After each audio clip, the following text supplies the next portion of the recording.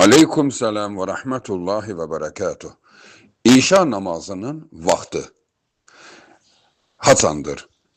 İşa namazının vaxtı məlum olduğu kimi İşa namazı üçün əsasən iki vaxt vardır.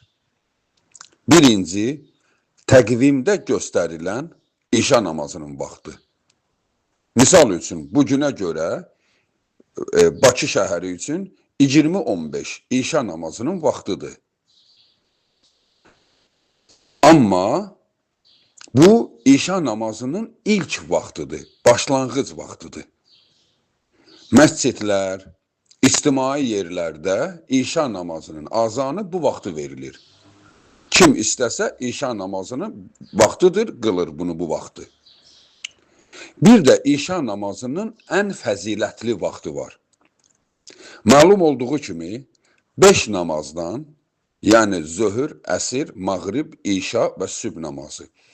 Bu 5 namazdan yalnız İşa namazıdır ki, onun ən fəzilətli vaxtı yubatmaqdır. Qalan 4 namazın ən fəzilətli vaxtı azan verilən kimi qılmaqdır.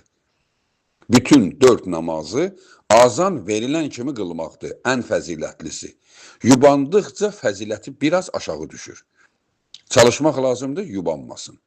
Yalnız İşa namazını Allahın Resulü sallallahu aleyhi və səlləm gecənin birinci 1/3-də qılmağı tövsiyə etmişdi. Yəni gecə yarısının əvvəlində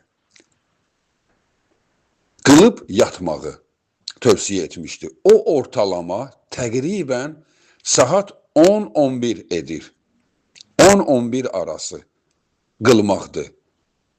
Maksimum gecə yarısına qədər qılmaq lazımdır. Yəni 12-yə qədər. Gecə saat 12-yə qədər İşa namazını qılmaq lazımdır. Ondan o tərəfə keçirtmək, yəni 12-dən yubatmaq tövsiyə olunmur, namazın fəzilətli düşür.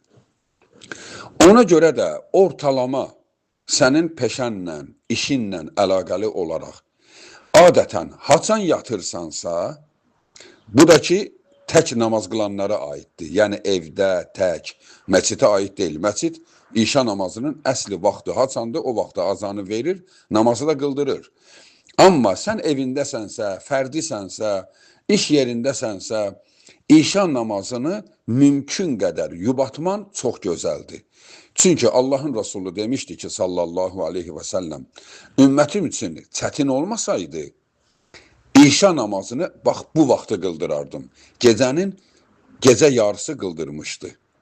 Sahabələr deyir ki, biz onu o qədər gözlədik ki, hətta bəziləri yatmışdı onu gözləməkdən.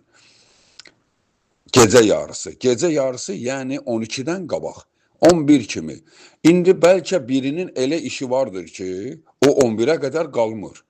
Yorğundur, yatmaq istəyir. Başqa, o bəli, İşa namazını vaxtında qılıb yatacaq. Mümkün olan adamlar üçün. Yəni, İşa namazını qılandan sonra, misal üçün, oturur evində, ya da ki, bir yerə gedir, işdalayacaq. Belə birisisənsə, tövsiyə olunur ki, bütün işlərini gör, İşa namazını gəl, 12-dən qabaq qıl ancaq. 11 kimi, zat, bax, belə İşa namazını qıl, hələ sonra İşa namazının zikirlərini etməklə yatağına gir, hələ həmən dəstəmazla yat. Ən fəzilətli, sünnətə ən uyğun olanı budur. İşa namazını yubatmaq.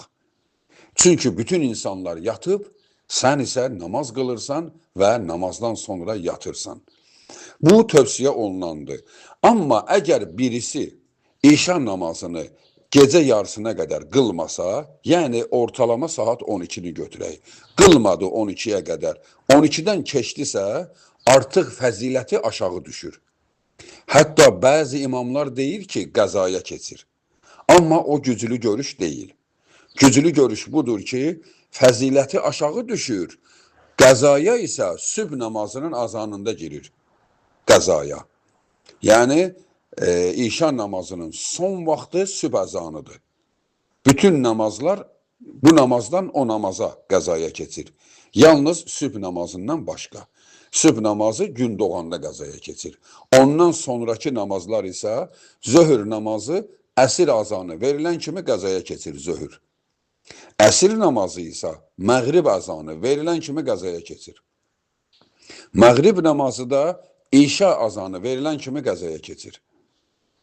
İşa namazı da sübh əzanı verilən kimi qəzaya keçir. Bu ən güclü görüşdür.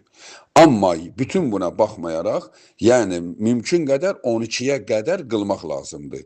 Birdən qıla bilmədin, işin oldu, gec gəldin, saat 1-də qıldın, 2-də qıldın, yenə qəza deyil. Qəza deyil, amma fəziləti aşağı düşür. Esselamu aleykum və rəhmətullahi və bərəkatuhu.